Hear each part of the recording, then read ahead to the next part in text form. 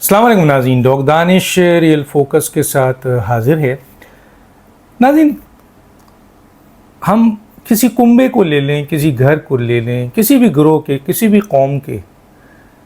تو والدین کی وہاں اہمیت ہوتی ہے۔ اچھا، بعض اوقات ایسے صورتحال ہوتے ہیں کہ نارمل حالات میں شاید اس قدر توجہ نہیں دی جاتی ہے، لیکن جب آپ کی ماں بیمار ہوتی ہے تو پھر ایون کہ جو بھائی بہنوں میں اختلاف ہوتا ہے، رشتہ داروں میں اختلاف ہوتا ہے،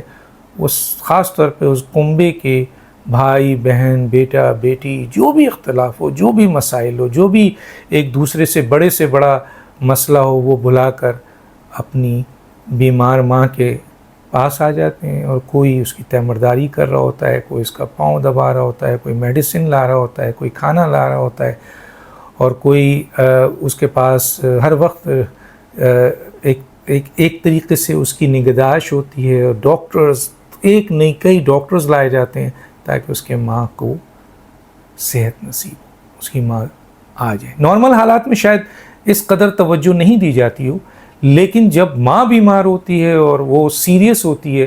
تو پھر سارے بچوں اس کنبے کے سارے اختلافات بھلا کر اپنی ماں کی صحت یابی میں لگ جاتے ہیں۔ تو پاکستان بھی تو ہماری ماں ہے، ہم سب کی ماں ہے، اور آج وہ بیمار ہے، اور صرف بیمار نہیں ہے بلکہ شدید بیمار ہے۔ اور ایسے موقع پہ پاکستان میں جو بھی پاکستان سے محبت رکھنے والے ہیں، چاہے وہ کسی بھی ادارے میں ہوں، چاہے وہ کسی بھی حصے میں ہوں، پولیٹیشین ہوں، بیوروکریٹس ہوں، ججز ہوں، وکلا ہوں، میڈیا پرسن ہوں، عام پاکستانی ہوں، کسان ہوں، مزدور ہوں، طاقتور ہوں، مظلوم ہوں، جتنے بھی لوگ ہیں، اب ان کا یہ فرض ہے کہ وہ اپنے تمام اختلافات بھلا کر اس پاکستان کی جو ماں کی صورت میں ہے، اس کی نگہداشت میں لگ جائیں، اس کی تیمارداری میں لگ جائیں، محنت کر کے پاکستان جو ماں ہے اس کو اس کرائسس سے نکالیں اور اس کو اوپر لے کے آئیں۔ یہ تو ایک بات تھی۔ اس سلسلے میں جو پاکستان 76 سال میں پاکستان کے سیاستدانوں، بیوروکریٹ، ججز، جنرلز، میڈیا پرسن، کوئی ایسا شعبہ نہیں ہے، کوئی ایسا ادارہ نہیں ہے جس نے مایوس کیا ہو پاکستان کی عوام کو۔ خود پاکستان کی عوام من حیث القوم جو ہیں وہ ان تباہیوں کا حصہ ہے کسی طرح، لیکن بہرحال الزام ان پہ زیادہ آئے گا جو ارباب و اختیار ہیں، جن کے پاس طاقت ہے۔ اور دنیا میں بھی دیکھنے کو آیا ہے کہ ہر ملک میں اچھے اور برے لوگ ہوتے ہیں، لیکن اگر حکمران کمپرومائز نہ کریں نیشنل انٹرسٹ پہ اور اپنے ملک سے محبت کرتے ہیں، اپنی قوم سے محبت کرتے ہیں، تو پھر چاہے کتنے ہی بڑے مسائل نیچے تک ہوں، درست ہو جاتے ہیں۔ آج army chief general Syed Asim Munir صاحب سے قوم کی توقعات ہو گئی ہے، اور یہ توقعات بہت بڑھ گئی ہے۔ کیونکہ انہوں نے 2 نہیں 10 قدم آگے بڑھ کر پاکستان کی عوام کے دیرینہ مسائل کو حل کرنے کے لیے عہد کر لیا ہے، اور اس سلسلے میں ان کا جو ویژن ہے، وہ ویژن اور ان کی جو انیشیٹو ہے وہ سامنے آ چکا ہے۔ ان کا پہلا اور سب سے مضبوط ویژن اور انیشیٹو ہے آپ کے اسپیشل انویسٹمنٹ فیسیلیٹیشن کونسلز ہیں۔ ماضی میں اس قسم کا کونسلز نہیں تھا، اور انویسٹر جب پاکستان میں آتے تھے پہلے بھی آتے تھے، لیکن ان کو مختلف منسٹریز میں، ایون کہ وزیر اعظم سے لے کر وزیر اعظم کا پورا ان کے نیچے جو اسٹاف، منسٹریز، ڈویژنز، ادارے، مختلف قسم کے ادارے، مختلف ہیڈ، ڈی جیز، چیئرمین، وہ اس انویسٹر کو اتنا لوٹ لیتے تھے، بتہ وصول کرتے تھے کہ آپ ہمارے ملک میں آ کے انویسٹ کر رہے ہو تو پہلے ہمیں آپ دو۔ اس صورتحال میں 70% انویسٹر اس ملک سے فرار ہو جاتا تھا، کیونکہ وہ کس طریقے سے ان سب کو پالے گا، تو پھر اس کے پاس کیا بچے گا؟ اور وہ یہ حرکت نہیں کر سکتا کہ وہ اپنا نام خراب کرے اور یہاں وہ کام کر کے جائے جو چند دنوں بعد تباہ ہو، جیسے کہ ڈومیسٹک کے لوکل جو انویسٹر ہیں وہ اکثر کرتے ہیں کہ جب ان کو اتنا پریشر ڈال دیا جاتا ہے تو پھر وہ انہی چند پیسوں میں جو چیز بنا کے جاتے ہیں اس کا حشر ہم دیکھتے ہیں۔ تو یہ جو کونسلز ہے اس کا فائدہ یہ ہے کہ اس پہ آرمی چیف اور وزیر اعظم جو سابق وزیر اعظم تھے شہباز شریف، انہوں نے اس کو امپلیمنٹ کیا۔ ویژن اور انیشیٹو آرمی چیف کا تھا، اور اس کونسل کے بننے کے بعد اب کوئی بھی انویسٹر پاکستان میں آتا ہے بڑے سے بڑا، وہ اس کونسلز میں آئے گا اور یہاں اس کے سارے مسائل حل ہوں گے۔ اب سارے بھتے بند، اب صرف پاکستان کے لیے کام ہوگا۔ اور اس سلسلے میں آرمی چیف نے کئی انویسٹر سے جو ملک سے باہر ہیں ان سے رابطہ کیا ہے، کئی ملکوں کے حکمرانوں سے رابطہ کیا ہے، اور آپ نے پڑھا ہوگا اخباروں میں کہ کس طریقے سے ان کو کامیابی مل رہی ہے کہ اب اس کونسلز کے تھرو، اور خاص طور پہ 2 شعبے کو انہوں نے پک کیا ہے۔ اور بھی شعبے ہیں جن پہ انہوں نے کام کرنا ہے، لیکن 2 شعبے کو پک کیا ہے جس میں وہ انویسٹمنٹ چاہ رہے ہیں، اور وہ ہے زراعت کا شعبہ، اور دوسرا شعبہ ہے وہ معدنیات کا ہے۔ زراعت کے لحاظ سے بھی پاکستان میں بہترین زمین ہے، دنیا کے بہترین نہری نظام پاکستان میں ہے، لیکن ایک زمانہ تھا کہ ہم بہت بڑی تعداد میں یہ سارا کام کرتے تھے، اور پاکستان خود کفیل تھا اجناس میں، لیکن پھر اس کو تباہ کر دیا گیا۔ ایک دفعہ پھر آرمی چیف اس ویژن کو لے کے آئے ہیں کہ زراعت پاکستان کی طاقت ہے، مختلف شعبوں میں ترقی کرنا چاہیے، لیکن آپ کی اصل طاقت تو آپ کی زراعت ہے۔ تو وہاں پہ تقریباً انیشیلی ابھی $50 بلین کی انویسٹمنٹ ہو رہی ہے، اور 5 سال کے اندر تقریباً $50 بلین انویسٹمنٹ ہوگا، اور کئی لوگوں کو روزگار ملیں گے۔ تو سوچئے پاکستان کی معیشت کو سہارا کتنا ملے گا۔ دوسرا انہوں نے قطر ہیں، چین ہے، آپ کے سعودی عرب ہے، آپ کے کویت ہے، آپ کے ترکی ہے، ان کے اہم ترین حکمرانوں سے بھی، وہاں کے جو بڑے بڑے انویسٹر ہیں ان کو پاکستان میں جو معدنیات سے بھرا ہوا پاکستان ہے اس کے لیے بلایا ہے، اور ان کو اسی فیسیلیٹیشن کونسل سے گزاریں گے جہاں سے ان کو کوئی پرابلم نہیں ہوگی کہ وہ اپنے کام کو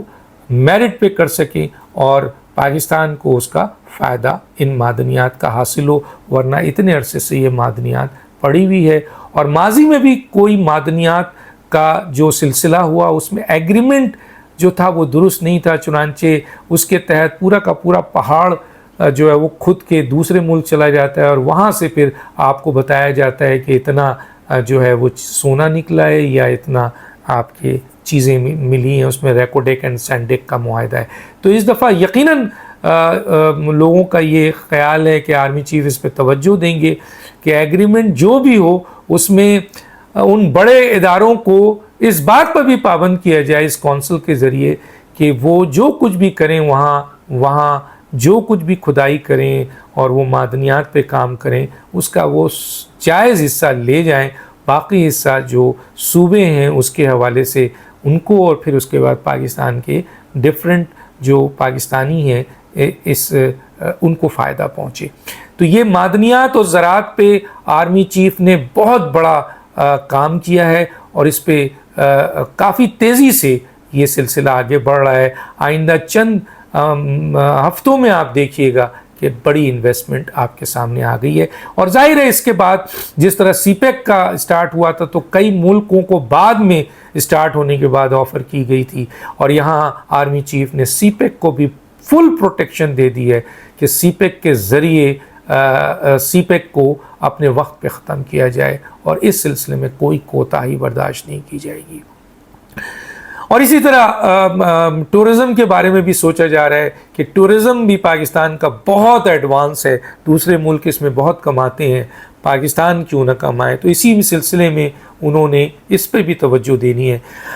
اب جو سب سے امپورٹنٹ بات ہے، دوسرا جو امپورٹنٹ آرمی چیف کی توجہ ہے وہ ہے کہ بہت بڑا فیصلہ ہے کہ دہشت گردوں سے کوئی نیگوسیشن نہیں ہوگی۔ دہشت گردوں سے جو بات چیت صرف گولی کی بنیاد پر ہوگی، اور کسی دہشت گرد کے لیے کوئی پاکستان میں گنجائش نہیں ہے کہ یہاں پر ان کو سپورٹ دیا جائے یا ان کی بات سنی جائے یا ان کے ساتھ بیٹھا جائے۔ ان دہشت گردوں کو آرمی چیف نے واضح طور پہ کہہ دیا ہے کہ کسی قسم کی بات چیت نہیں، دہشت گردی کا جواب گولی سے دیا جائے گا اور ان سے بڑھ کر دیا جائے گا. یہ بھی ایک بہت بڑا فیصلہ ہے اور بارڈر کو سیکیور کیا جائے گا. یہ بھی انہوں نے اپنی ڈائریکشنز دے دیے آگے. تیسرا جو بہت ہی بڑا اقدام ہے اور وہ یہ ہے کہ انہوں نے ایک اور بڑا اقدام ہے کہ جتنے بھی کرپٹ مافیا ہے پاکستان میں کسی بھی شعبے میں کسی بھی جگہ ہے, چاہے وہ فوج میں ہے, چاہے وہ عدلیہ میں ہے, چاہے وہ میڈیا میں ہے, چاہے وہ سیاست دانوں میں ہے, چاہے وہ کسی بھی شعبے میں کسی جگہ پہ بھی ہیں, انہیں معاف نہیں کیا جائے گا. بلا امتیاز ان کا احتساب ہوگا, میرٹ پہ احتساب ہوگا اور ان کو عبرتناک سزا دی جائے گی جو کرپشن میں انوالو ہوں گے, جو بڑے بڑے مافیاز ہیں جنہوں نے پاکستان کو لوٹ کے کھا لیا ہے. تو یہ ایک بڑا فیصلہ ہے اور اس سلسلے میں انہوں نے ڈائریکشنز ہر صوبے کے حکومت کو بھی تھرو پرائم منسٹر دے دی ہے اور اپنے جو لوگ بیٹھے ہوئے ہیں فوج کے ان کو بھی, اپنی پوری ٹیم ان کی اس وقت ایکٹیو ہے اور ان لوگوں کو بھی ہدایت مل چکی ہے کہ ان کو کسی صورت میں معاف نہ کیا جائے. جو ذخیرہ اندوز ہیں, جو ڈالر کے ذخیرہ کرتے ہیں, جو چینی اور گندم کا ذخیرہ کرتے ہیں, جو اسمگلنگ کرتے ہیں, جو منی لانڈرنگ کرتے ہیں, جو پاکستان کا پیسہ یہاں سے باہر لے جاتے ہیں, یہاں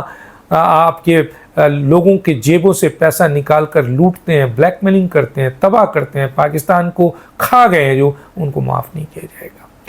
اس کے بعد ایک بڑا اچھا فیصلہ کیا ابھی کل, اور آپ نے دیکھا کہ انہوں نے لاہور میں کوئی 60 اور 50 افراد جو بزنس مین ہیں ان کو مدعو کیا, ان سے بات کی,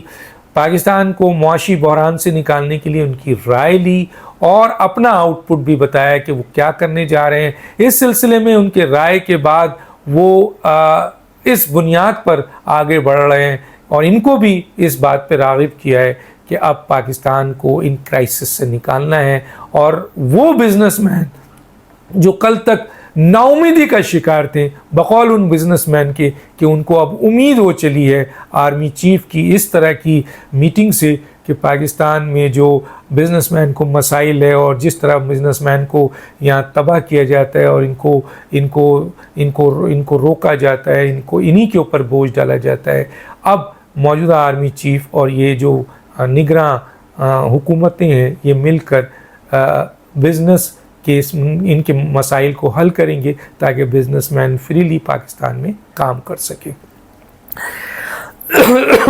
اب میں ایک بہت اہم بات لے کر آتا ہوں اور وہ یہ ہے کہ جب آرمی چیف کا یہ اقدام ہے, کیونکہ ان کو آنا پڑا, کیونکہ اپنی ماں یعنی پاکستان کو جو سیریس بیمار ہے اس کو بچانے کے لیے ہر شخص کا فرض ہے چاہے وہ کسی بھی شعبے میں کام کرتا ہے. تو اگر آرمی چیف بڑے ہیں تو اس پہ پھر تمام جو نگراں حکومتیں ہیں ان کا فرض ہے کہ وہ بھی آرمی چیف کی طرح آگے بڑھیں اور پاکستان کی عوام کو ریلیف دیں اور پاکستان کو ان بری بدترین بحران سے نکالیں. اس سلسلے میں تمام صوبے اور مرکز خاص طور پہ کاکڑ صاحب جو ہیں اور ان کی ٹیم پر بھاری ذمہ داری ہے.